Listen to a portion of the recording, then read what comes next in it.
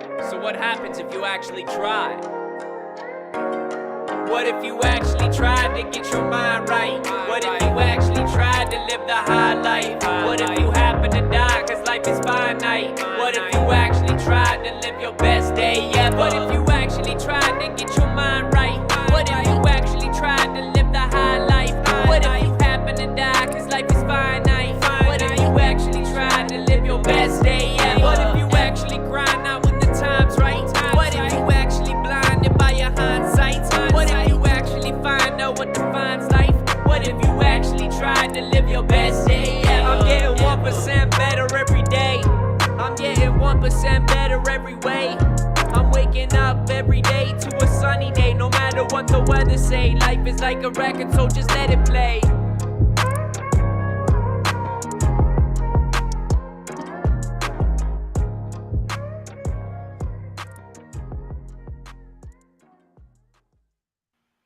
Hello, everyone, and welcome back to Best Day Ever Media. As always, I'm your host, Matt McKeever, joined by my co-host, Adam Martin. Hey, Adam, how are you doing? Excellent. Good morning, everybody. Awesome. Well, I'm excited to jump into today's show. We've got a handful of different news stories to explore with you guys, as always, as well as a handful of updates. But before I do that, jump in the chat and let us know, do you like the current mix of news stories we're doing? Would you like to see more Canadian content, more world-oriented stories? Let us know your perspective. We're definitely open to feedback. But we're going to start off with a handful of story updates here, starting off with True North again. Day 21 recap of the Emergencies Act hearings. No concerns about convoy crime, says government official. So, under questioning from Commissioner Counsel Mario De Tomaso, was asked, did you have public safety concerns about what was happening in Ottawa by February 6th? No, he replied, I was still not seeing any significant serious violent crime concerns at all. And this is pretty much in alignment with what we've seen from, the RCMP, the Ottawa Police Services, the Ontario Police. It really seems like no one really had violent concerns, and yet everyone was still leaking to the press talking about their violent concerns. It's frustrating to say the least.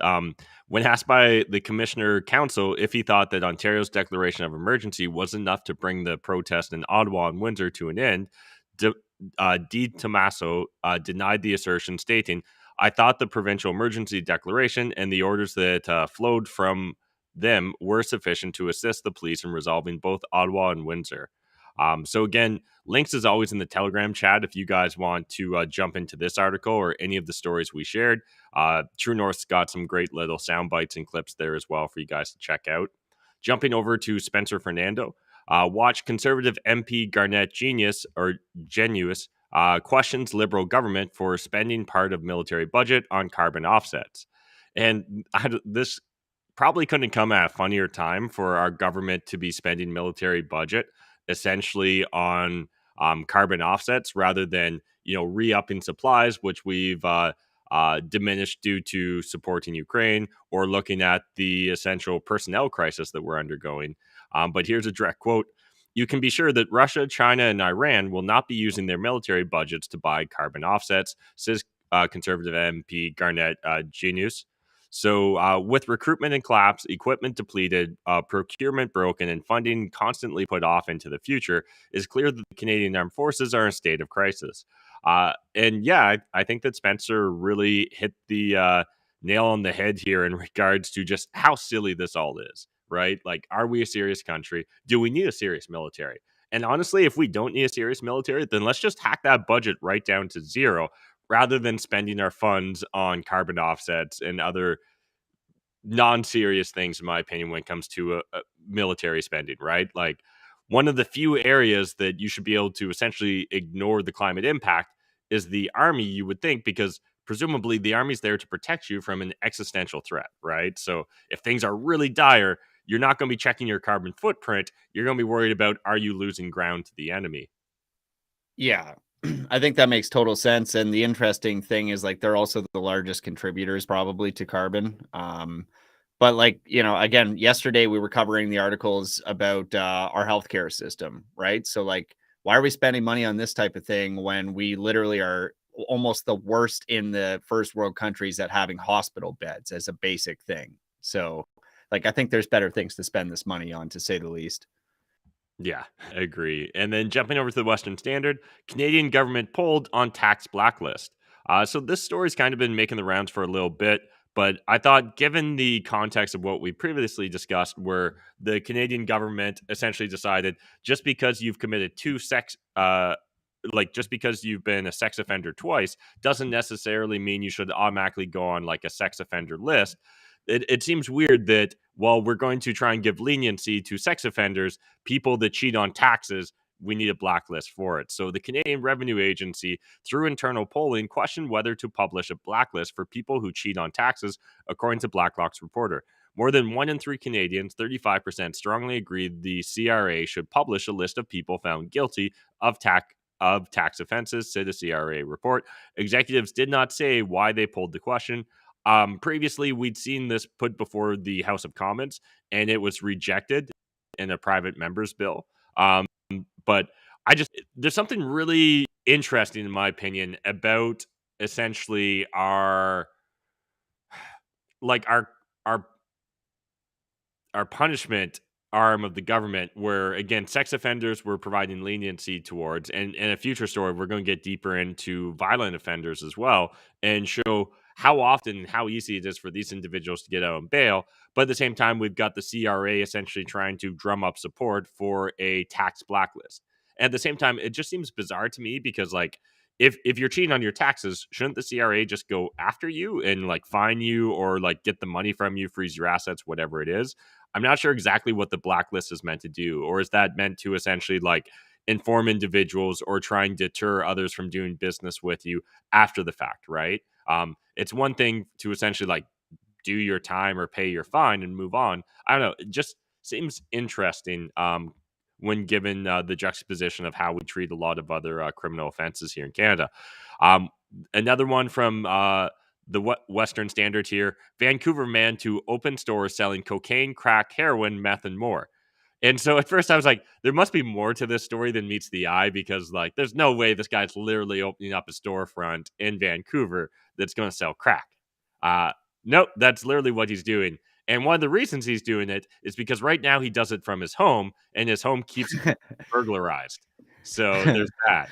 And again, I think that this individual actually does have good intentions, and arguably under a anarchist or libertarian oriented government, he'd be allowed to do what he's proposing here. But I just find it funny that he can literally give an interview to a news outlet about his intentions, and he doesn't really fear that the government's going to shut him down.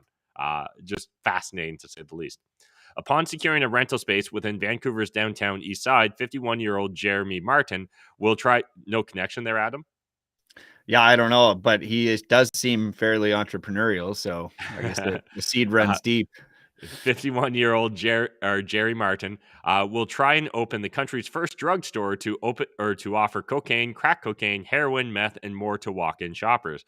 Calling his business the Safe Supply Project, Martin says he hopes to save lives by providing users with triple-tested fentanyl-free drugs at the never before seen operation in Vancouver. And so, like, I get the angle here, right? And this actually makes sense to me because, as we've covered in previous stories, that essentially drug or fentanyl overdoses are the second number or the second leading cause of years of life lost here in Canada. And as well, it's the leading cause of unnatural death in the United States, right? For people between the age of, like, I think it's 18 and 49 or whatever those exact stats are. But again, there's just something bizarre about literally like doing a press tour about how you're going to be opening up a drugstore. And when he was asked about essentially like, does he fear the government or police raids or anything like that, he kind of pointed to the fact that in May, the federal government announced British Columbians will be exempt from the Controlled Drug and Substance Act for possessions of up to 2.5 grams of opiates, meth, and cocaine. And so first things first, like, why does British Columbia get an exemption, but the rest of Canada would still have like federal prosecution for this? That's weird. And I can't help but think it's literally just because the drug epidemic is biggest in BC. And so they're like, well, we can't fight it there, but we'll keep trying to fight the drug war in other places. And I can't help but think of that meme where it's like, and the award for winning the war on drugs goes to drugs. Drugs. Yeah. Yeah, absolutely. Yeah, I mean, generally speaking, like again, from that anarchist perspective, like I'm just like, I mean, they're gonna do it anyways. Might as well have a safe source. Yeah. Again, I'm shocked by how this is going to roll out, and it'll be interesting to see if the police crack down on this, if he's allowed to just roll with it. Um, ID will be required, but obviously a judgment call will have to be made if someone is homeless, said Martin. So again, I think they're going to be relatively lenient there. Yeah, if you're serving it to adults, technically, I've got no issues with it per se, but there's something very funny about it on the surface. Yeah, it is kind of funny. Looks like he might be one of those dudes that ends up on like those Instagram pages for like the good looking felons. Cause like he Yeah. just looks like a bit of a stud. He's definitely gonna pull on this one. So we'll see how that all plays out. Now let's jump over to a couple WTF stories of the day. You guys probably saw this making the rounds on social media, but if you didn't, I just need to share with you. You guys don't even need the audio for this clip, but just this clip of Justin Trudeau getting, I don't know what booster this would be for him, but I'm sure pretty soon he'll be in the double digit club. But essentially, we can see him walking through the aisles of this pharmacy. No mask necessary, obviously, because why would you need a mask? It'd be silly. Goes up, shakes the hand of the pharmacist, going to get his booster. Everyone's unmasked in the pharmacy, right? So again, no real issues here. However, when he's directed to go actually get his vaccine, as we'll see here in a couple seconds, that's when the circus really begins. So again, walks over, shakes the hand of the doctor or the pharmacist that's going to give him the injection. First thing he does before sitting down is pull out the mask, gets the mask on. Then the pharmacist gets the mask on because obviously this is the moment of transmission that always occurs when it comes to COVID. And then magically, once he gets boosted and goes to talk to the press, he doesn't need the mask again. Well, And nor does anybody else in the facility. Like if you yeah, looked at in the all. background there a second before, the entire public behind him, including his security force, is not wearing a mask. And So it this was is safe to just so fucked. shake these people's hands, but sitting down to receive a needle is a step too far. I like the amount of theatrics and bullshit that comes from this man is actually impressive. Like he needs his own Oscar. Where is Sean Penn? Yeah. Although I did want to give props. I feel like the pharmacist is a real pro at this. Like the He pharmacist just didn't even slid sit in down. there. Like literally, like he's just Yeah. like I've seen people be more careful with cattle when they're immunizing them. It's just fascinating to see that play out. Um, Yeah. but yeah, and then I believe he also got his flu shot. And Wait, so what again, the he's getting double jabbed? yeah, but you switch the arms, I believe, Holy um, shit. for that. So at least until Pfizer comes out with their 2-in-1 shot, which Well, will I be guess coming to a mandate near you. there's always hope for a myocardial infarction following this epidemic here. So But yeah, I'd like again. I actually like mad props to the pharmacist because he did that really quickly and well. And then they sit down, have a little chat, and there's other clips out there that essentially show the moment they stand up, they both take the masks off. He goes and talks to the press. Just what a circus we have. but But that's anyways, kind of weird because earlier in the pandemic, you could actually only you could only get COVID if you were walking through a restaurant, but if you sat, you were then immune. So this is kind of a weird turn of events here in terms of how COVID's really spread. Like maybe we had it wrong that whole previous time. yeah. Well, to paraphrase Ferris Bueller, right? The science moves very fast, Yeah, and if you don't look around, sometimes you'll miss it. it's fast. Um, so, anyways, jumping over to the post millennial, another one here that I think is worthy of a WTF story. Breaking Arizona election results delayed until after weekend, Maricopa officials say. So, voters experienced issues with the Maricopa County's tabulator machines, with one polling worker revealing that around 25% of ballots were being rejected. So, just again, the fact that this is going to take over a week to figure out who we've elected into power, when, a decade ago, this was the sort of thing that within 24, 48 hours could be wrapped up, is silly to say the least. But anyways, let's keep rolling here. We're going to jump over to CBC for the first main story I want to explore with you guys today. Cost of cleaning up Yellowknife's giant mine now pegged at $4.38 billion, up from $1 billion. So like just about any and every single government project you've ever heard of, this one's actually almost 5 times over its initial budget. And when asked essentially why this is the case, they were just like, Well, we were focused on pure construction cost estimate when we told you it was $1 billion. And it turns out there's other things that are involved. And you're like, well, why didn't you tell us about the whole bill? Is it maybe because we would have been even more upset back then in 2010 when you told us it was going to be $1 billion and now it's almost $4.5 billion? Well, later in the article too, which is just absolutely brilliant, they just go, "Yeah, we didn't do extensive consultation." And you're Yeah. like, "What?"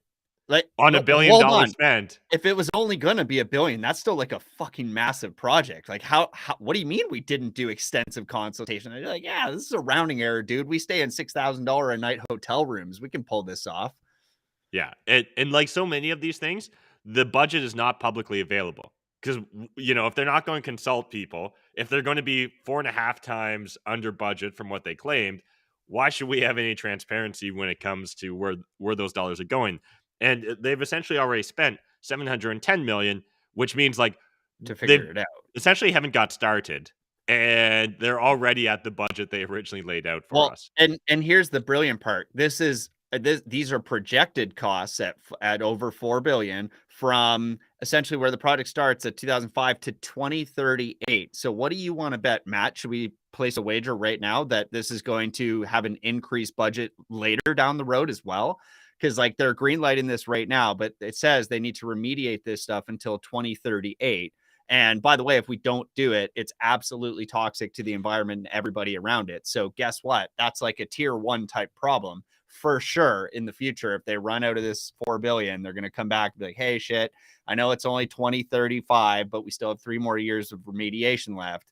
And we blew the 4 billion. So we're going to need another couple." Like I would wager that on anything right now. This is not going to hit its target again. Yeah, agree with that. And like again, there's just weird things where they won't give us the budget publicly, but they'll give us random factoids like, "Hey, the remediation budget, 51% of it has gone to indigenous contractors."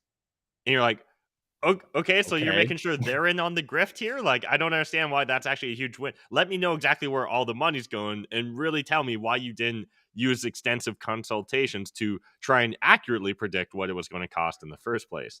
Yes. And I'm sure the indigenous communities got great accounting on where that money went. Yeah.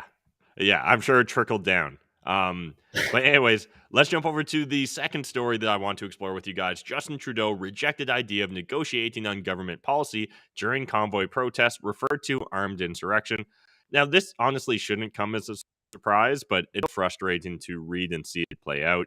During a February 3rd meeting with his national security and intelligence advisor, Jody Thompson, and others, Mr. Trudeau said no to changing government policy. Is unclear exactly what the prime minister was responding to because the section in the notes above his comment is redacted. But again, from day one, he made very clear he was not interested in the citizenry's opinions on any of this. And to be honest, this is one of the few times he did not flip flop. He did stick to his guns on this, on demonizing unvaccinated Canadians. Yeah, I'm just glad his only agenda is like whatever is his personal opinion and not what the people that vote for is. Like, I'm just like, "Hey, man, you're supposed to represent us. Like, maybe you should have your interests at heart instead of your own goddamn ego." But Yeah. that'd be a lot to ask, I think, at this point. And later on, the article goes on to share another part of the notes. He then said, "This is serious," and made a reference to an armed insurrection, the notes indicate. Now, again, especially at the time these notes were taken, literally no sign of armed insurrection. The Coots border gun seizure, which again, some people have questions around, that had not happened. So there literally been no violence. No one had asked him to invoke the Emergencies Act back on February 3rd, and yet he's already talking about armed insurrection. I feel like they had already decided how the headlines were going to read and simply needed to like flush out the details here in regards to everything related to the Freedom Convoy. But again, if you guys want to read the entire article from the Globe and Mail, link in the Telegram chat. Yeah, this is another case of like, show me the man, I'll show you the crime, right? Yeah, absolutely. That old communist lovely statement. Now from the Globe and Mail, when it comes to repeat offenders, Canadians are losing faith in their justice system. So on October 11th, Mohammed Majdoupur was released on bail after spending a weekend in jail for allegedly striking a 19-year-old woman over the head with a pipe. Now, I'm going to stop you right there. That in and of itself, when you compare to Tamara Litch, who was not given bail because she dared to help organize a protest, a completely peaceful protest in Ottawa, tells me a lot about how our crime and punishment system here actually works, right? So then, just 2 hours after being released from custody because of a different crime on October 16th, he was arrested once again in downtown Vancouver, this time for theft. The case of Mr. Majtapur has become infamous in BC because of its symbolism. You see, this man has been in and out of courtrooms multiple times over the last 7 years, with more than 30 convictions. Again, not charges, but convictions dating back to August 2015, including for assault and assault with a weapon. And honestly, as I went on and read more and more of these examples, I started to think to myself, like, other than the moral and ethical reasons, like, why are people not just criminal all the time? Because, like, it seems like for a lot of criminals, there's no consequences. And yet, then other times, it seems like there's massive consequences, right? Like, striking a 19-year-old woman with a pipe, that's a slap on the wrist. Traveling across an international border without the ArriveCan app, well, that's a $6,000 fine, right? Like, it's just absolutely absurd when you think about that. Well, I can't wait to keep you guys updated about my trial in the next couple of weeks about how this is actually going to break with the Emergency Act goddamn border crossing for just not having the ArriveCan spyware on my phone. So, yeah, I'm really excited to keep you guys up to date with that. But certainly, if you can hit somebody over the head with a pipe and then walk away on it and do that multiple times, like, maybe it won't be that bad for me. Or maybe it will. I have a feeling it will. Time will tell. And then another example here. Take the case of Tyler Newton, 32, who in unprovoked and random attack stabbed a man to death on a Kelowna, BC bus in 2014. He served 7 years in jail after a psychologist determined Mr. Newton had been in a drug-induced psychosis. Not long after being released from prison, Mr. Newton was arrested on assault and weapons charges. He was granted bail, failed to make his court date, disappeared, was rearrested, and then, wait for it, was granted bail again. The guy previously killed someone, stabbed them to death, then was arrested for assault and weapons after already having killed a person, granted bail, failed to make his court date, was arrested again, and then given bail again. And this person has more than 50 convictions. Yeah. Well, I mean, I guess you can see why the other dude is just opening up his own drug shop. He's like, I don't know. People are killing people out here and just walking. So fuck it. So, as the article states here, our justice system is broken. Yes, police and criminologists will tell you that crime is down overall, but others will tell you it's worse than it's ever been. There is a significant problem with street crime and disorder. Random acts in our major cities are now commonplace. I think I heard someone say something absurd, like in the last 30, and this is obviously American here, but in the last 30 days, I think they said 30 people have been pushed onto the subway tracks in New York. And it was just like this thing where you're just like, oh, dude, I saw what that headline too. hell? But anyways, if you guys want to, read this article cover to cover, I encourage you to do so because it's just wild when you start to peel back the onion here on the Canadian criminal system. And like, I don't understand how some people seem to get beat up by the criminal system so much and other repeat offenders seem to get treated with kitty gloves. What am I misunderstanding here? Let me know, because this does not compute for me. But yeah, I just love that it's super inconsistent. So you just kind of never know where you land on this thing. Like, that makes sense. I agree. Next from the Mises Institute, real wages fell for the 19th month in a row in October as inflation remained entrenched. So yesterday we saw the markets really rally around the fact that CPI data came out a little bit lower than expected and the lowest we've seen since January. However, it's really not that great of a thing when you're still dealing with like 7.7 CPI. So the federal government's Bureau of Labor Statistics released new price inflation data today. And according to the report, price inflation during the month decelerated slightly, but remained near 40% highs, or 40-year highs. According to the BLS Consumer Price Index, CPI inflation rose 7.7% year over year during October before seasonal adjustment. That's the 20th month in a row of inflation above the Fed's arbitrary 2% inflation target, and it's 11 months in a row of inflation above 7%. So again, this is really nothing to cheer about, in my opinion. One thing I want to highlight here, though, that I think is important is, for example, food at home.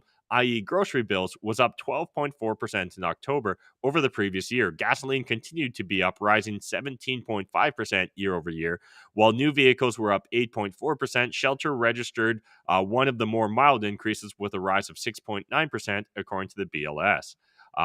Further on in the article, they note in regards to historical context here, because I think this is important. And it's one of the things I'm kind of nervous about if we do see inflation drift down for a little bit, is whether this is a permanent change or whether this will be temporary.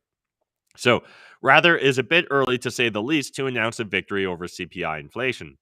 Throughout 1975 and 1976, CPI growth decelerated rapidly, falling from 12% in December 1974 to 4% in December 1976. Yet by early 1980, CPI inflation had risen to over 14%. At the time, Federal Reserve Chairman Arthur Burns had used the mid-decade decline in price inflation as an excuse to embrace more easy money. The Fed pushed down the target policy interest rate, and within 5 years, inflation had surged even higher. And I think that's something that we need to be very cautious about in these current economic conditions. I think that there's a chance that whether through manipulation or drop off in demand, supply chain issues, the zero COVID policies in China, all sorts of different things could temporarily tamper down what's going on with CPI inflation here in North America, and yet not actually like get to the root of the cause. And again, this example, this historical example, I think is a perfect one for us to keep kind of top of mind when thinking about everything inflation. So I just wanted to share that with you guys. Any thoughts here, Adam, on inflation? No, I just, again, like, I think it's funny that they're celebrating being 7%, well, basically 8% up, like when their benchmark's basically 2%. You're like, man, you're not doing well. This is not good. It's not the time to celebrate. And Yeah. like, even if you just look at some of those numbers, they're like, the lowest thing was housing at like 6%. Like the average house in Canada has got to be, I don't know, around 500,000. Like if you look across the board when they look at average prices. And so like, that means you got to save an additional like $7,000 essentially to pick up a house. And you're like, well, it's already extremely high. And like at what savings rate is that like normal for the average Canadian? Like probably this just leads to less Canadians having home ownership. And you're like, but it's only 6%. You're like, that has real consequences though. Like that's a big number across the board. So I just think it's wild when you compound that with increased cost at the gas pump as well as at the grocery store. Like those are literally the three categories of where all Canadians' money go, right? Like your shelter, your food, and your transportation. That's almost all of your income. And what's left is basically your savings and discretionary spend. But like if all of those categories are up that much, like I highly doubt that there's going to be a lot of savings or discretionary going on. So it's going to be interesting. Yeah, absolutely agree. And then a bonus story I had here for you guys from the Toronto Star. Here are 9 of Doug Ford's biggest flip-flops since becoming Ontario Premier. Since taking office in 2018, Ontario's progressive Conservatives have backpedaled on campaign promises and policy decisions, typically in response to public backlash or shifting circumstances. And first things first, I actually want to give a shout out. Usually I'm going to shit on the Toronto Star, but this is actually like a solid article. And my only complaint here is now do every other major politician in Canada. So like, let's hit up every premier and show what they flip-flopped on, right? Let's do Justin Trudeau and show what he's flip-flopped on. Let's show like his different cabinet. Let's also look at the federal conservative shadow cabinet. Like I'm down for showcasing the hypocrisy, the flip-flopping, the sticking your finger in the air and trying to figure out which way the wind's blowing in order to dictate what policies versus like actually having a political commitment or ideology backing what you're doing. And I just need to switch browsers here quick. So let's get into the first few. I think the first few are a bit more like have teeth to them. A few of the later on ones, I personally don't care so much about, but developing the green belt. I think that's a very fair criticism. And, we are seeing a big reversal where he's now going to allow developers to build 50,000 new homes on 7,400 acres of greenbelt lands and pledging to add an additional 2,000 acres to the stretch of protected lands. So again, just kind of interesting, like your net negative 5,000 on the greenbelt. Now, whether we actually need a green belt in the first place is a whole different discussion, but I would like to see government officials, when they do make major policy shifts, have a much clearer explanation for why, right? Like, I think you need to, like, you should almost have a press conference explain, hey, this is what I've said previously. This is what I'm saying now. And here's the reasons, right? Like, you're allowed to change your mind, but it needs to be with good cause, particularly when you're working on a mandate from your citizens that voted you in. Jumping over to the second one here, vaccine passports. So the promise in July 2021, Ford reaffirmed his opposition to vaccine passports, telling reporters his government will not create a split society by implementing proof of vaccination documents. The reversal by September 2021, by which time nearly 80% of eligible Ontarians over age 12 had been double vaccinated, the government implemented a vaccine certificate system for gyms, theaters, sports, indoor restaurants, and other non-essential venues across the province. Now, there's a few things to unpack here. I think the first one is like how many politicians here in Canada flip-flopped when it came to vaccine passports, right? Vaccine mandates and everything related to COVID-19 policies. But secondly, when he decided to get behind it was essentially when it was safe, right? When odds are once 80% of the population has received it, assuming you can trust the government on these numbers, that means you're at most going to piss off 20% of the population. And so, like, that's just being like, oh, they're a small enough minority that it doesn't matter what they think now. So, like, now I'll do the about face. And that to me is just like, that's the grossest part of politics. Second, police powers to enforce COVID-19 restrictions. So in the spring of 2021, at the height of the third wave of COVID-19 pandemic, Ford ordered random police checks for motorists, banned outdoor gatherings, closed playgrounds and golf courses, and put checkpoints at the Quebec and Manitoba borders in an attempt to curb rising COVID cases and hospitalization. And then the reversal, following the outrage among the public and within police forces, the government backpedaled on its plan, scrapping random police checks and the playground ban.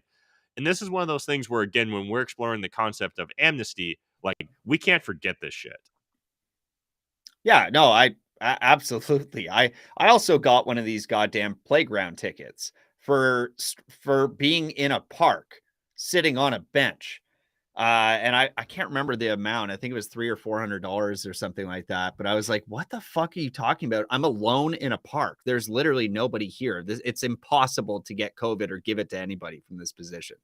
Like, other than to you, the officer that's talking to me. I'm like, I literally don't understand what you're talking about right now. So yeah, it's just like the idea of amnesty for me is just like, well, do I get that money back? Like, is it just that we were so goddamn wrong and we come out and apologize for it, that it's like, hey, we kind of screwed you guys over millions of dollars as a society for no reason. And, here's something, at least an apology. But yeah, it's amazing to see them flip flop on this stuff. And like, the other thing that was interesting too with Toronto and Doug Ford is like, nobody showed up to vote. And so he just randomly got his office back. And I'm just like, wow, I was really surprised by that. But yeah, it's interesting. Yeah, absolutely. And another thing that he flipped on or flip flopped on was school closures during the pandemic. So essentially, the promise on December 30th, 2021, Ontario's top doctor, Kieran Moore, told and I would love to see an article about Kieran Moore's flip flops as well. So just a little tangent for the Toronto Star reporter. If you're taking notes here, that would be a heavy request on my end. Told families that schools would reopen on January 5th, 2022 for in-person learning, despite the emergence and widespread transmission of the Omicron variant of COVID-19. The flip-flop, just hours after the announcement by the Chief Medical Officer of Health, Ford's office received a flood of calls from concerned health experts, CEOs of hospitals, union heads, corporations, and public officials demand to know why the province was keeping schools open despite the surge in Omicron cases. Now, honestly, like, this was just a giant clusterfuck, the entire thing, if you guys remember it. And like,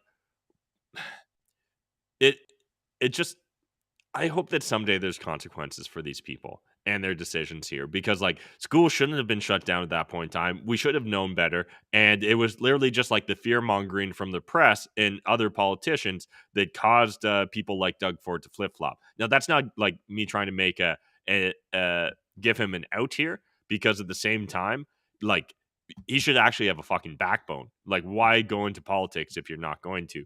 And then another one, sex education. So the promise just days after being elected leader of Ontario's Progressive Conservative Party, Ford promised to scrap the sex education curriculum passed by Premier Kathleen Wynne's Liberals if he became Premier. The flip-flop in August 2019, the Ford government introduced a new sex ed curriculum that, rather than repealing Wynne's version, actually built upon it. So, yeah, there's just a lot. There's the Ontario Autism Program, the class sizes and online learning, the minimum wage. And just a little note, I didn't realize Ontario's minimum wage is currently $15.50. That's actually kind of wild, in my opinion. Yeah. And like I brought it up a couple times. Like I saw an ad recently going into a Starbucks for $17.70 or something to But that just actually doesn't sound be a like a lot Starbucks. now to me. Like, Yeah. I thought when you originally told me that, I was like, God damn, that's good money. Like, because in my mind, I'm like, I don't know, the minimum wage. I knew we were drifting towards 15, but like, I remember, I think when I started, there was like, I think we still have it, right? You can have like is there like a teacher minimum wage and I an think adult so. one? Or Yeah. at least Like a there, student. yeah. Yeah, student minimum wage. And I think like I started off at $6 and like 45 cents, if I'm not mistaken, an hour washing dishes. And like 15.50, like, but tell me inflation's not a problem without telling me inflation's not a problem. Like, Yeah. goddamn. Yeah, for sure. I started at $6.20 an hour, but cash and definitely illegally young. But I think when I was kind of in this, when I was like coming like 18 or whatever, I'm pretty sure minimum wage was like $12 or something. Really? You think it was that high? I think so, or like 1080. I can't remember. Maybe 1080. But it was yeah, I mean, like this is definitely surprising to me whenever I see it. I also just never think about minimum wage, but Yeah. To me, it's just kind of fascinating because, again, like it's gone up so much. I'm just looking here real quick. holy shit. March 2010, it was 10.25. So if anyone's kind of interested, I'll pull this over to my screen share quick. But Ontario Yeah, I minimum mean, wage history. So if you want to see the progression here, sorry, just check out this chart. Like 2018, it's just like skyrockets. yeah, Um, anyways, that it just look at that. That's crazy. Let's go 1550, and it doesn't look like it's slowing down. yeah. And then the final flip flop here was the Auditor General's ad oversight powers. So, yeah, those are the stories I want to cover with you guys today. Feels a little light. I think we just kind of went through them a little bit faster than normal. I think we're going to look to kind of mix up our structure when it comes to news stories next week. So, again, if you guys have thoughts, opinions, let us know in the comment section, whether you're watching this live or after the replay of it. And reminder, links to all the stories we've covered are in the Telegram chat. You can join the Telegram chat completely free. And we appreciate you guys making this a two-way conversation. Anything else you want to hit upon, Adam? No, I don't really think so. There was something interesting today with China's banks, but I didn't pull up a good source from it. I just saw it on Twitter that China was ordering banks to be bailing out like housing market stuff there. I would have to dig up some sources. Maybe we can cover it on Monday. But yeah, it just sounded like there was general shenanigans going on in the Chinese housing market. So, I mean, just an interesting thing to kind of follow. And I'll do some research here over the weekend and check it out. What is this COP27? Because Chicken Little, you've shared this a few times. I Yeah, haven't that's looked it the up yet. climate change thing. I think we briefly talked about how Oh, Canada had yeah. sent over a bunch of different people. I think it's in Egypt, if I'm not mistaken. There definitely seems to be some interesting aspects there. I guess for me, it's the sort of story where like I can't find like one Toronto Star article to talk about. I'll have to do like some like deeper research into it, in my opinion, to actually like be able to cover it decently. But I definitely appreciate that suggestion, and we'll try and spend some time to get around to climate thing in Egypt.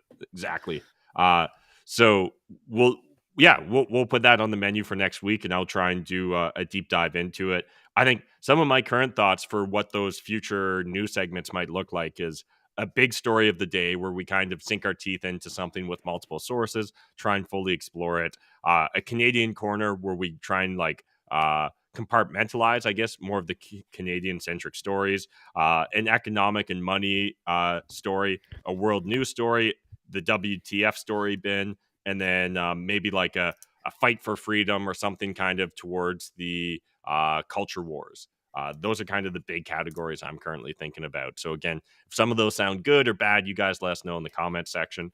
But we're going to keep trying to refine Best Day Ever in the hopes of making the show better. Cool. Also, if you guys have any great Canadian lawyer recommendations for Adam going to trial, that'd be lovely. Send them over. And yeah, hopefully we can get a decent defense together here for breaking the COVID rules, I guess. Adam's been a naughty boy. So here we are. But yeah, Matt, I think that's it. I did want to run a little book club talk after this. If you're into that, Matt, Sure, let's do it. We can. We'll close up the last 24 here, and then if anybody's going to stick around, we'll be doing a show on some of our favorite books and reading experiences from childhood and then growing up, and maybe some of the books we've read in our adulthood so far and in our professional lives. So looking forward to talking about that. Sounds good. See you guys in 2 minutes. They say life is what you make it. So what happens if you actually try? What if you actually tried to get your mind right? What if you actually tried to live the high life? What if you happen to die cause life is finite? What if you actually tried to live your best day ever? What if you actually tried to get your mind right? What if you actually tried to live the high life? What if you happen to die cause life is finite? What if you actually tried to live your best day ever? What if you actually grind out when the time's right? What if you actually blinded by your hindsight? What if you actually find out what defines life? What if you actually tried to live your best day ever? I'm getting 1% better every day. I'm getting 1% better every way. I'm waking up every day to a sunny day, no matter what the weather say. Life is like a record, so just let it play. Educate, motivate, entertain and demonstrate. Health, wealth, relationships and legacy we elevate. Every day is what you make it, so don't take it and waste it. Never too late to save it. Remember, roses grow from pavement. Let me break this down in layman's. Just wanna live outrageous, build my way to greatness. Gotta speak my truth and face it. Hear the basis lies, gotta challenge it and break it. Take a shot of truth, chase it with some motivation. The best day ever, the best day ever. We gon' squad up, have the best day together. Best day ever, best day ever. We gon' squad up, go hard in any weather. What if you actually tried to get your mind right? What if you actually tried to live the high life? What if you happen to die cause life is finite? What if you actually tried to live your best day ever? What if you actually tried to get your mind right? What if you actually tried to live the high life? What if you happen to die cause life is finite? What if you actually tried to live your best day ever? What if you actually grind out when the time's right? What if you actually blinded by your hindsight? What if you actually find out what defines life? What if you actually tried to live your best day ever? I'm getting 1% better every day. I'm getting 1% better every way. I'm waking up every day to a sunny day, no matter what the weather say. Life is like a record, so just let it play.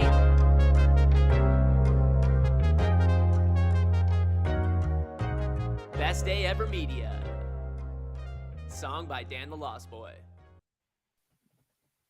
Alrighty, welcome back, guys. Yeah, if you actually tried to live the high life, this is another Friday community hangout here on Best Day Ever Media, and today we're going to be talking about like a little bit of a book club. I've been reading a lot in my life. Like I read voraciously as a kid to the point where I would get in trouble quite often from my mom for kind of reading, staying up late, skipping out on sleep so that I could have a little flashlight or something under the blanket so that she couldn't see under the door.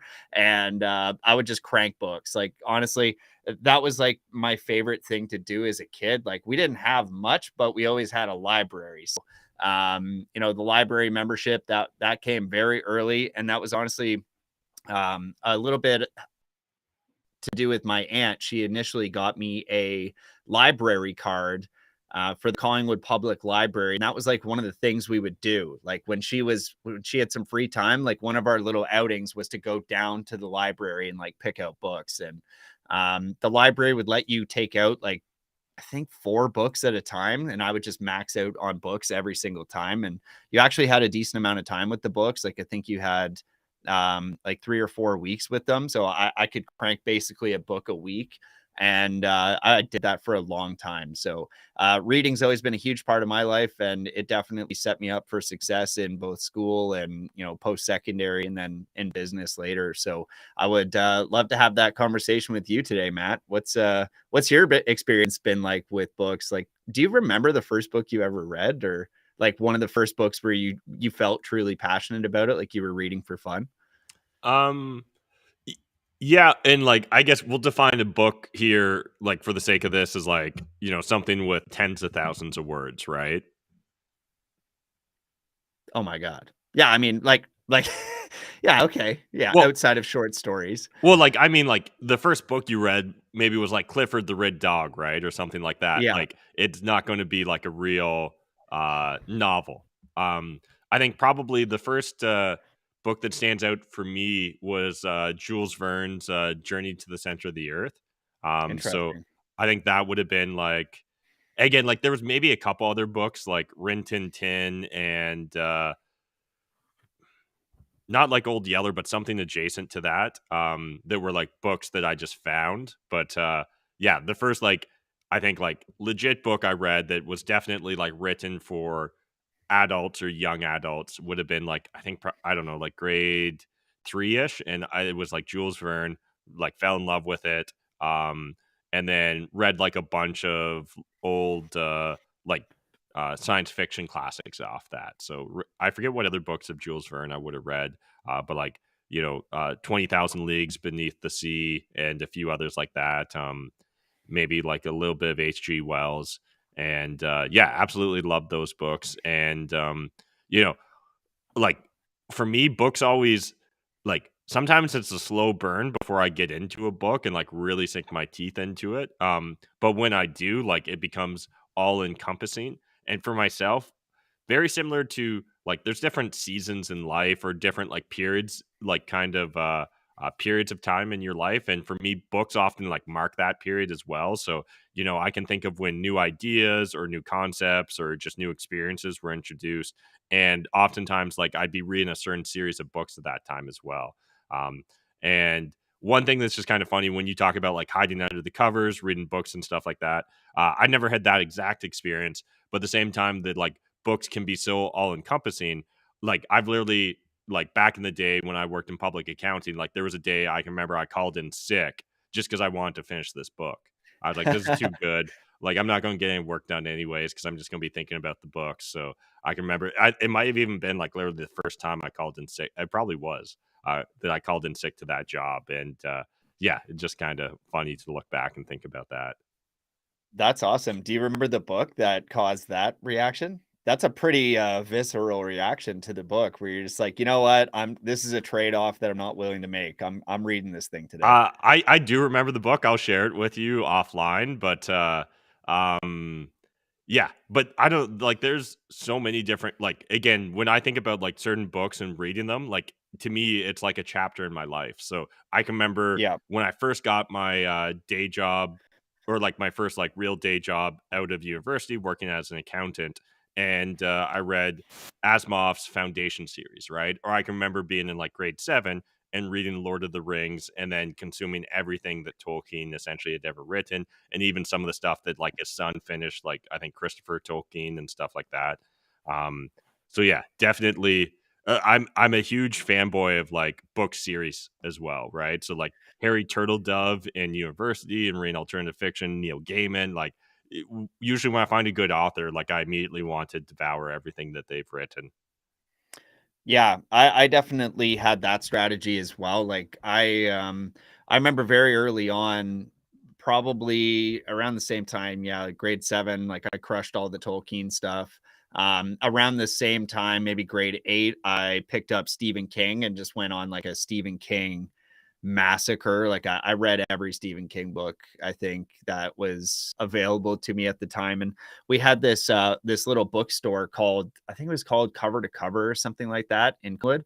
And it was like this dusty old son of a bitch. Like it was so it was so old and decrepit, and the lady fit the bill that was in there. But you could tell this lady any author at all, and she'd be like, "Oh yeah, I have that somewhere," and she would like go digging through the bookcases, and like she straight up would like be flying through bins and like dig to the bottom of like the 17th bin on the third row, and like she just knew where everything was. And about that time as well, I picked up Tom Clancy, and man, did I read like every Tom Clancy, like all the Rainbow Six stuff. And I just went absolutely nuts on Tom Clancy. And I think that got me into the spy stuff and like the government conspiracy stuff really early, because Tom Clancy would write these really epic thriller books about like, there would be like this protagonist, and then he's out working for the government, and then all of a sudden the government would kind of like burn him down, and then he would have to like fight and save his life or whatever. But ultimately he was fighting for the greater good to like protect America. And that was sort of like the Rainbow Six series in a nutshell. Or there would be like these large like Cold War style books about Russia versus US, right? And some of the backdoor stuff there. And that really got me interested in like, oh wow, like the world's a bigger place, right? Because at the time I had only been reading just like straight like science fiction, right, with like Tolkien and stuff like that. Do you consider Tolkien science fiction? Is that really what that is? Science fiction, fantasy, yeah. Fantasy, yeah. I think, yeah, fantasy is probably a better tag for that. But reading Tolkien like opened my mind to like, oh cool, like there's these huge adventures that are possible. But then the Tom Clancy stuff kind of grounded it better into something that could be real. And I think that's inspired some of the other reading that I do today that I find really exciting. But getting there was interesting. Like when I was in primary or elementary school, I was part of the Silver Birch Club. Like, did you ever do any of those reading competitions? No. I'm No? not sure if they were around, or maybe my schools just didn't do them. Yeah, like I'm from a slightly bigger town than you, but so anyways, we had Silver Birch, and like the thing there was like it just seemed like this daunting task. You had to read some number of books in a set period of time, and then essentially like have a bunch of summaries and stuff on that. And what that taught me was to like basically read to understand, right? And I think that was a big step for a young kid to make, was like, okay, just kind of reading and like kind of letting the words go through your mind, but then to be able to read it and then regurgitate it in your own words in the form of a summary was like the next step of reading for me. And that's where I started to really understand that like, oh shit, like books are actually a way to, essentially learn how to write. So like you could learn these new words at the time too, like, computers weren't where they're at today. So like I would read, I always had a dictionary in my headboard. So I had a dictionary in my headboard, and I would I'd be reading new books, and I would just flip through the dictionary like, oh shit, I don't understand this word. Go to the dictionary. Now I know the word. Now it's in my vocabulary and I can start using it. And like, I feel like those two things and that understanding was honestly like a moonshot for me in like my academic phase of life, where I was just like, oh, okay, like you read to learn, to understand, to then be able to apply it to your own life. And I feel like that was a massive step up. And that kind of inspired some of the reading I did later, where I kind of transitioned out of, authors like Anne Rice, who's writing like, everybody would know The Interview with a Vampire, right? It's just because like my mom had these books around, and my stepdad had Tolkien around, and Stephen King. So I was reading like Anne Rice and Tolkien and Stephen King as like fantasy and science fiction. But that then turned into like, oh shit, like you can read to understand and learn things. So then I would pick up like a carpentry book from Black and Decker and like read that. And now all of a sudden you kind of know how a house works, and you're like, oh man, this is really cool. And so I felt myself kind of dabbling in those different fronts of like, just like real world learning through some of these books, even the fantasy ones. And I see a comment here from Chicken Little too, saying like, I read nonfiction, something that I can learn from. But I feel like I've honestly, and I'd love to hear your perspective on this, Matt, but I honestly feel like I've learned just as much from my academic books, like my textbooks in school, and like reading for understanding, like on the construction side of things. But I feel like I've learned just as much from some of the fiction that I've read. And I don't want to pull us too far into like television with this, but like, Star Trek for me was not about the CGI at the time. It wasn't really about the uniforms and the shit they were wearing. It was about the lessons learned and takeaways from their adventures while they were doing those episodes, right? They had a specific philosophic takeaway.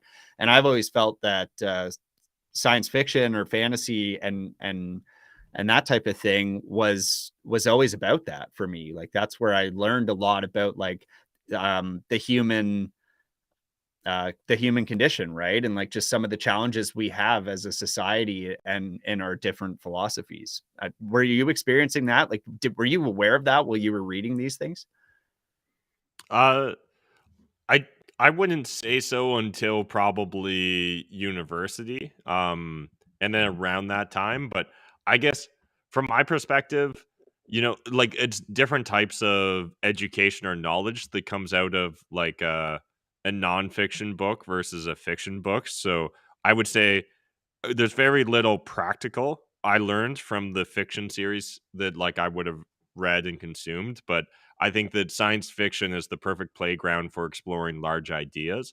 And so I think a lot of like political philosophy, a lot of like big ideas, social constructs, social contracts, things of that nature, definitely learned a lot through the science fiction I consumed, particularly with like writers like Asimov or Heinlein. Um, and because like again Heinlein's writings are just littered with libertarian and anarchist themes, right, and exploring different governmental constructs and things of that nature. And I think in one of his books, The Moon is a Harsh Mistress, maybe essentially like it feels like a perfect analogy for today's um modern politics, where essentially like the world essentially coalesces under a one world government, but like there's a king that, or an emperor, I think it's actually called, that like gets elected, but he's literally just a figurehead to like almost like blow off the steam, so that like a populist like Trump or socialist oriented politicians that are just going to promise you the world of other people's money, they can like essentially get that out of their system without actually like mucking up the day-to-day operations of a large political entity. And so yeah, definitely like it exposed me to big ideas and concepts, and like more practically speaking, like Ayn Rand's Atlas Shrugged, right? That obviously is very a political exploration, but there wasn't like, I didn't learn like life lessons or like things like be in control of yourself, or like try and focus on what you like. To me, the lessons I learned is it's very distinctive between like fiction, fantasy, science fiction, and nonfiction, like self-help, personal development, things of that nature. Yeah. Yeah. I mean, certainly like some of the professional development self-help things feel a lot more tactical, right? Like they'll give you something to start doing today or stop doing today, which is often really cool. But I definitely found myself very at a young age, I was extremely fascinated as well with Shakespeare. And like I read all the Shakespeare plays countless times. And I actually sorry, St. Mary's and Vanier, but I actually stole like the whole fucking collection from the school at a pretty early age too. And I just brought them home and like would take my notes down in the books, and like they were like old copies of these things. So like there would be other notes from other people in there, and like that was a fun thing for me as well, like just finding little Easter eggs in these books. Like somebody might be writing in the book with like a criticism or something like that, but it would just make you look at the book a little bit differently and just kind of understand that like somebody else has read this. And I think that was really cool. Another book that I liberated from the school, or another author's works that I liberated from the school, was Orwell stuff and Huxley. So I really gravitated to Animal Farm first. I thought that was a really interesting exploration, and I had never seen an allegory before. So like for me, when I first was going through it, I didn't really get it. But one of my co-ops that I did at my high school was I worked with the English teacher to grade papers and stuff, because I was very fascinated by writing early on. And so when we were going through Animal Farm, he kind of gave me the history lesson at the same time reading this allegory. And I was like, dude, that is so cool. Like that sounded like such an interesting way to convey a different set of ideas and sort of skirt the possible punishment or possible ramifications of actually speaking out against that type of a government.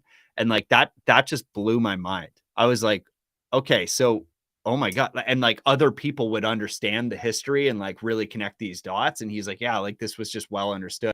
And I'm like, holy shit, this is brilliant.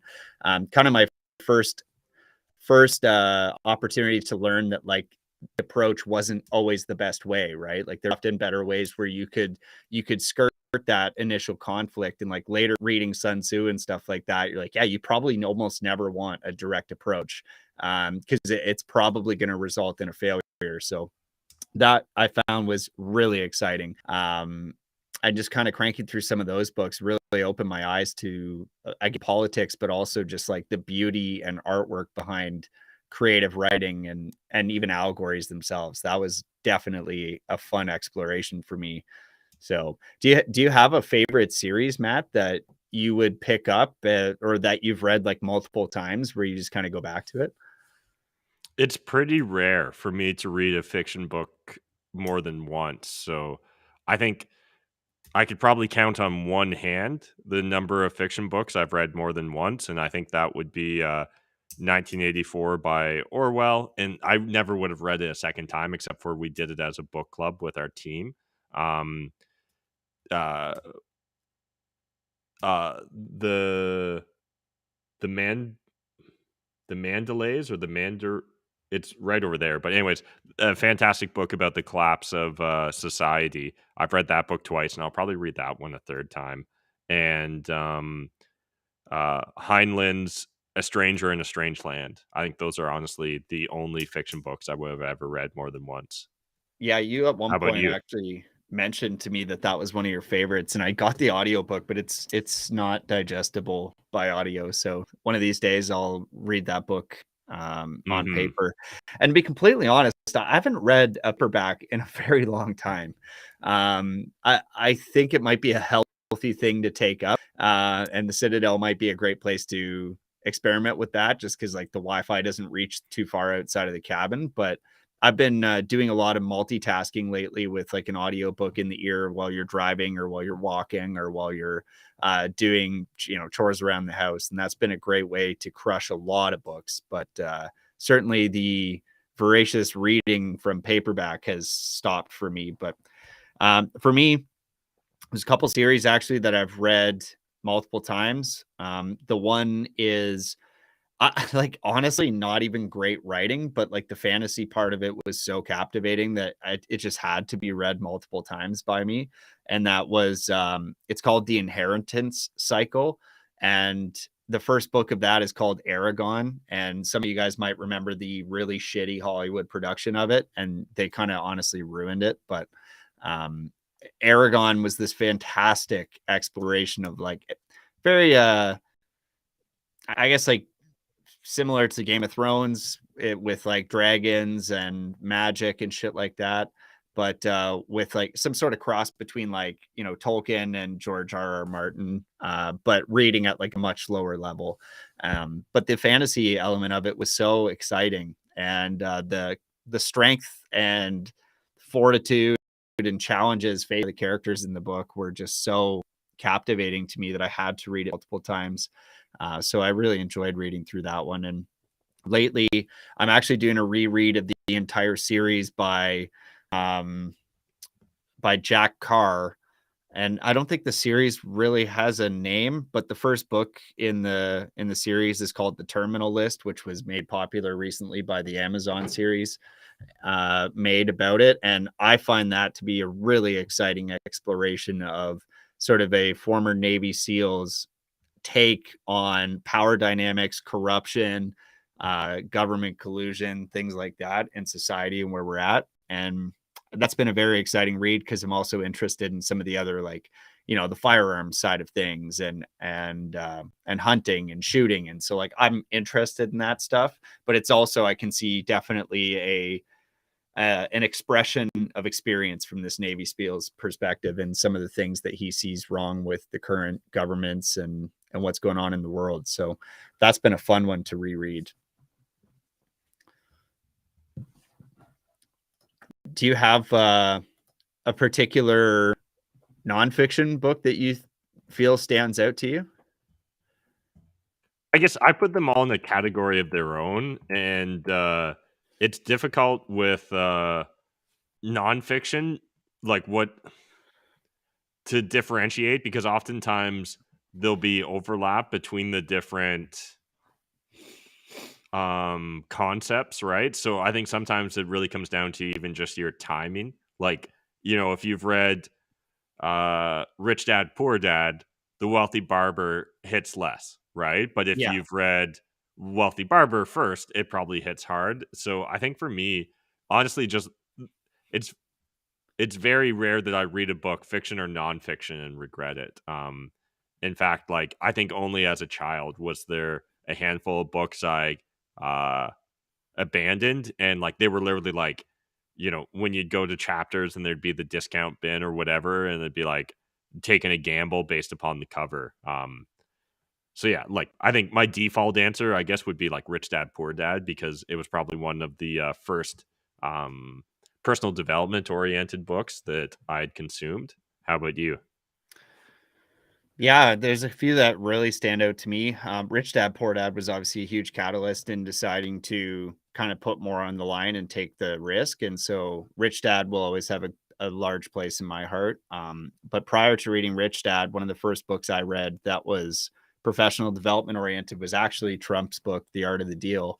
And just a library find. It sounded cool. At the time, he would have been on whatever what the hell was that celebrity show called? The Apprentice. Yeah, he would have been like that would have been on TV at the time. So like he was a big deal at that moment.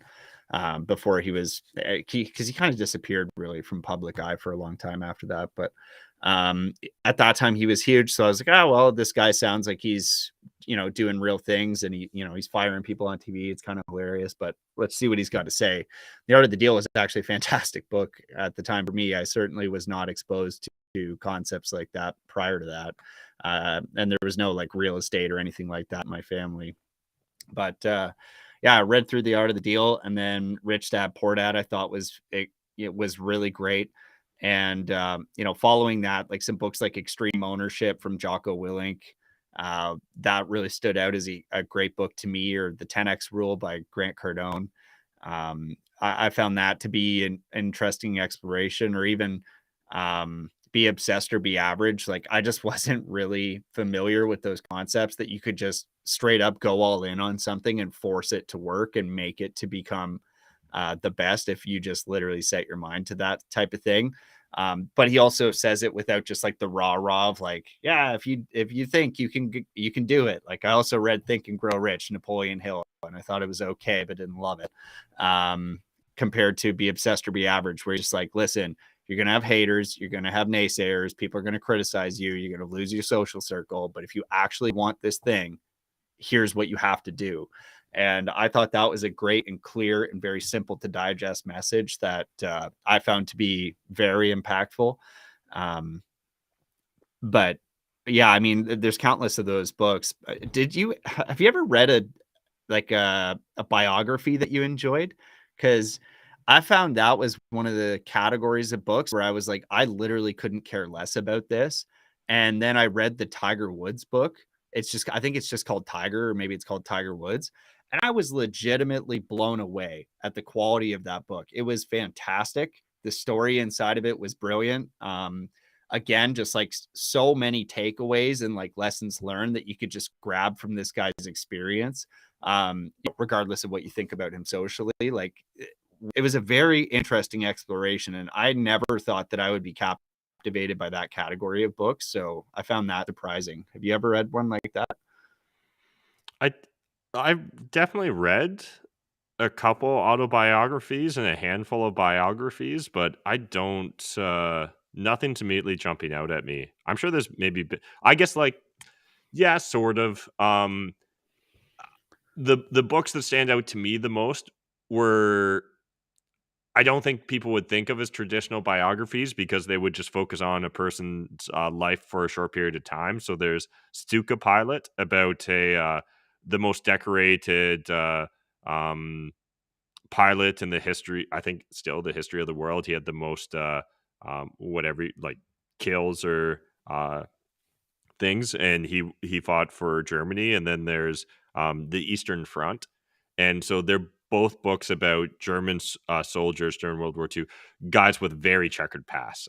So like caveat there. These books may eventually just find themselves on banned book list someday, but um yeah, like they were interesting, but like I wasn't really interested too much in their lives before or after, and it's not even discussed. It's about like essentially the lead up to their joining the Third Reich, and then their experiences, and then a tiny bit of their escape afterwards, because both these guys tried to escape punishment for what they did. And I believe both of those were actually autobiographies now that I think of it. And usually I find those to be less interesting, but I think it was just because the subject matter they were dealing with were so strong. But I think that for me, most biographies are probably better served in like a 3 hour interview. Like I'd much rather hear your life story on a Joe Rogan or Lex Friedman podcast than to read a book, even if the book's going to be a more thorough and detailed and thoughtful exploration of it. I think that the interview process for me is a more humanizing experience, and that's like key for me to really take something away from your biography. Yeah, that's definitely a fun perspective. Yeah, a couple other books, like this is very much not a biography, but it seemed to sort of categorize the experiences of one individual and kind of lessons learned there. And that was Steve Sims' Blue Fishing that we read with the Hmm. team. And like that was a really fun exploration of like this guy just kind of taking control of his life and using some really fantastic strategies to stand out and make himself uh, make a name for himself really and become successful by using some sort of non-traditional tactics and strategies to become a great successful marketer. And like at the time he was like promoting events at like this private club or something, and just the strategies and level of ingenuity that he deployed was really quite fantastic. And he also introduced us to the concept of, or the term, the chug test, which I've been using in my company for a long time. Like if you wouldn't chug a beer with somebody, they're probably not worth working with. And I think that's great. Very simple rule of thumb. But you don't find that in Rich Dad Poor Dad, right? That's a totally different type of book. And I Yeah. thought that it was great to hear from him. I guess adjacent to that is like, if talking about biographies, like books about people building businesses. So like the Zappos story and a few of those other books. Again, usually they're through the lens of trying to teach you the lessons they learned by growing like large successful businesses or sometimes failing at business. And I don't view it through that lens because it's not necessarily like about their life stories or their inner turmoils.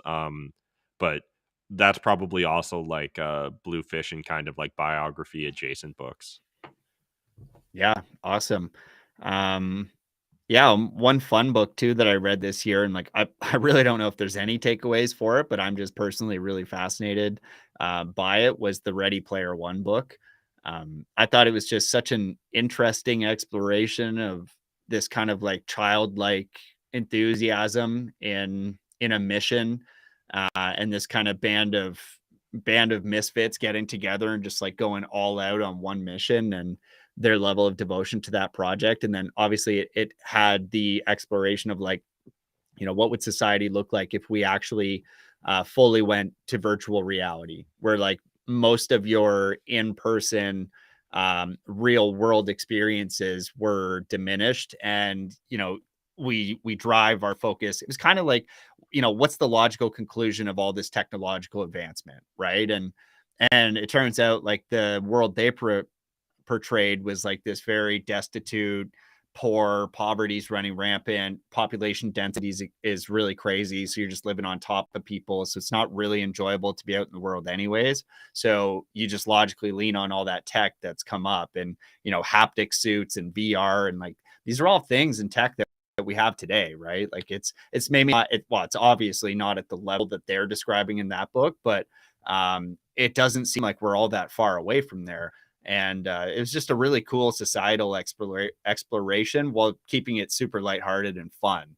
And then obviously some nostalgic stuff in there too, with the various consoles and games and different things that he was bringing up. And I thought that was a fantastic book. And I know I talked your ear off about it when we were doing our other show. I just couldn't shut up about it. And I think that's like the hallmark of a great book. Like if you just have to talk about it while you're reading it, that to me is like the stand-up type of thing. Do you have any fun books like that are kind of, off topic but fun? Yeah, like the audio version of Ready Player One was a really good listen with Will Wheaton. Yeah, I threw in the chat there for anyone that's interested. The book I was thinking of earlier, a fiction book that I've read more than once, is The Mandibles, A Family 2029 to 2047, which essentially just views the societal collapse of the United States and the impact and response and like survival of a family or members of a family throughout that time period. There's just something really unique about the way it's framed and presented. And again, I've read it twice. I'll probably read it a third time. Right now, I'm actively reading. What it's maybe not the exact same name, but like the House of the Dragon or whatever. The book the TV show is based upon. I enjoyed reading the Game of Thrones series and all that. And again, there's very few books I read that I don't like. There's almost always something to take away from them. Yeah, except Mark Manson's goddamn book. What was that called? The Subtle Art of Not Giving a Not Fuck. giving a fuck. Again, That was it wasn't literally the shittiest book I've ever read. it wasn't like terrible. It's just like because it was kind of supposed to be in the personal development realm. There's so much greatness in a lot of those books that I think as an avid consumer of them, it wasn't life changing for me. However, I could honestly believe it to be a gateway drug for people that had never consumed anything in that genre. And like again, that thing about like timing with books, so much of it's timing, like when you choose to consume it. Like one of the first personal development books I read after Rich Dad, Poor Dad, and The Wealthy Barber was the Napoleon Hill one, right? How to Win Friends and Influence People. And that was fantastic. But again, I do think that That's there's Peter probably Drucker, by the way. Oh, okay. Well, whatever Napoleon Hill's one was, there was something Think and Grow Rich. Think and Grow Rich. And or also, but also all those books. Like I consumed like 30 of those personal development books in like a year. Um, but like all those books are very solid. But the reason they were so good for me at the time was because I hadn't consumed much of those books. Um, so again, I think like the timing of those books is key. I was trying to think. Oh, there's been a series of books that I've been enjoying from like James Wesley. They're essentially about the collapse of the United States. Like it's literally like your tinfoil hat, the go-to conspiracy theorist sort of series of novels. I can't think of what they're called now, but essentially it's about you know the U.S. government collapses, the UN comes in, and it's like American patriots versus the blue helmets, right? And I like think that's what it's called. I just kind of Googled that author name, and I think it's called the Patriots novel series, if that makes yeah, sense. that's Yeah. probably it. And so like they're fun, and like if you want to be like a hardcore prepper, it takes it through the lens of like this is how we set up our fields of fire for the ambush, and like this is where we had our dugouts and um mini trenches and stuff like this. This is the sort of guns we use. This is how I set up my electrical system. So it Interesting. almost reads like a textbook, but there's still just a layer of fiction on there. And I think that was a unique way to present the idea of prepping rather than just like I find like reading the manual versions of that stuff very dry. And so Yeah. just peppering in even just the slightest amount of fictional and character narrative on top of that definitely made like it was the spoonful of sugar to help the medicine go down. Yeah, that for me is that Terminal List series. Like it's really not like, yeah, that's exactly what that is, right? He's trying to walk you through like the best equipment, the best tactics, the best shit without actually having it be in a manual format. This guy too, I can see James Wesley Rawls is a former U.S. Army intelligence officer and a survival retreat consultant, and describes himself as a libertarian. So that's pretty cool. Well, he ran the Survivalist blog, which is like the number one prepper website, I think. Yep. So yeah, essentially, I think what he did was repurposed a lot of like articles he wrote, layered on. And again, the fiction's not fantastic, but it's just enough to Yeah. make it a lot easier to consume, in my opinion. Harry Turtledove's alternative history series, I really enjoyed those when I read those, just because they just felt so outside of normal. And like, I remember like literally every book I can remember like the place and time in my life when I would have consumed it, right? So like I also remember Slaughterhouse-Five. That was like a really trippy thing, going like reading that book at that moment in time. And yeah. I've never heard of that one. Slaughterhouse-Five, really? Yeah, I It's usually brought up in don't like think so. the 1984 Brave New World, and then Oh, like once you kind of get through those usual suspects, that'll be like one of the first ones brought up after it. oh wow. Um, Yeah, I've never heard of that one. So yeah, like along the same line though, obviously. sorta. But like if those were like kind of on an acid trip, maybe Oh if shit. that helps. So, and that might not Okay. be an exact reenactment of it, but that's how I remember it. And Atlas Might as well. Shrugged had a huge impact on me, and just came at the perfect time in my life as well. I was reading a lot of libertarian oriented blogs and consuming a lot of content, and yeah. Yeah, that's awesome. Yeah, I mean, books. Jesus, I wonder how many books we've read. I honestly wouldn't be able to peg it, but like hundreds of books at this time. And I think I generally speaking agree with you. That like, I've never really read a book I didn't like. I really didn't like that Mark Manson book. And there's only one other book that stands out at all to me, and it was the Wuthering Heights. I thought that book was I so hated that. Yeah, fucking we were forced to useless. watch or read it in high It school, was and yeah, it was miserable. Like there was I nothing. wonder if I wouldn't enjoy it now, to be honest. But like at the time, it was just wrong time in the life, right? Well, like, seriously, they were pushing this on, like, grade 9s or something. Like, what are we talking about here? This is so Yeah, I stupid. think we were maybe grade 10 or 11, but yeah, same. Yeah, like, it just made no sense, And but I do honestly, I agree. didn't enjoy like Macbeth either. I think usually when like forced to read a book, it's because like you're forced to learn it in a certain way and experience it in a certain way. It really diminishes the potential value of it, in my opinion. Yeah. Yeah, no, I definitely agree with that. It's funny though, because that's sort of counter, how we think of, like, some of the book clubs that we've run with the company, right? Where, like, you run a book club, you kind of forcing the team to read it, but it feels like a different spirit, right? It's like, "Hey, let's read this thing together because I know it's gonna lift up all of us, and then we're all speaking the same language and using the same takeaways so that we can improve our financial position, improve our, professional skill sets and things like that." And like that never seemed forced. Like for some reason Well, that was different. I view it as highly curated and well framed for the like end consumer. Where again, like with like Worthing Heights, it was like we're gonna read this book, and it's about I barely remember it now, but like about, is it a love triangle or whatever, and Yeah, it's fucking dumb. whatever period of time in England that took place. But again, like there's probably fascinating insights into the social dynamics there, but like we didn't explore those, right? Like it was Yeah, like, you remember the how the relationship between this and you're just like, where I think with the book club, there's a exploration there. And also you're getting exposed to other people's perspectives, which I think triggers a different type of like uh learning for you, because like you might walk away having taken a different lesson, and that's fine that you took that different lesson, whereas in school that might have cost you your grade to take away the wrong lesson from that book. yeah, yeah, for sure. Awesome, guys. Well, yeah, I just wanted to kind of come on here and talk about our experiences with books. And I hope that if you're listening to this, you're also an avid reader. And if you're not, maybe give it a chance.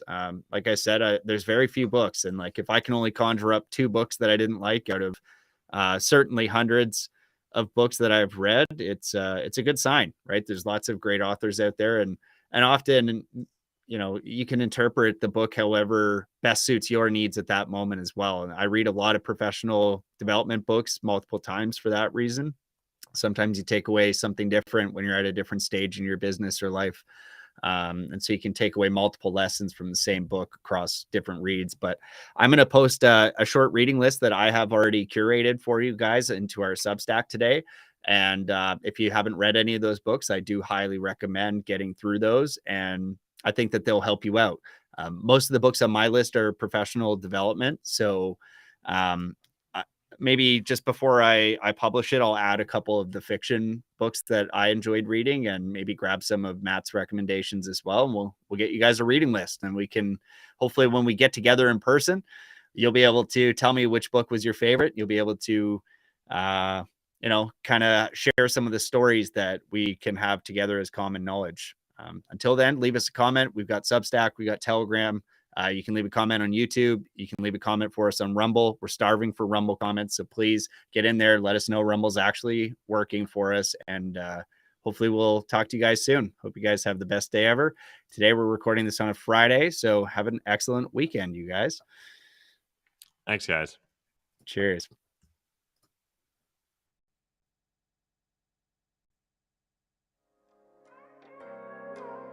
They say life is what you make it. So what happens if you actually try? What if you actually tried to get your mind right? What if you actually tried to live the high life? What if you happen to die cause life is finite? What if you actually tried to live your best day ever? What if you actually tried to get your mind right? What if you actually tried to live the high life? What if you happen to die cause life is finite?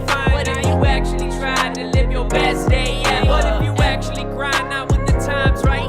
What if you actually blinded by your hindsight?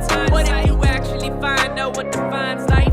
What if you actually tried to live your best day ever? I'm getting 1% better every day. I'm getting 1% better every way. I'm waking up every day to a sunny day. No matter what the weather say, life is like a record, so just let it play.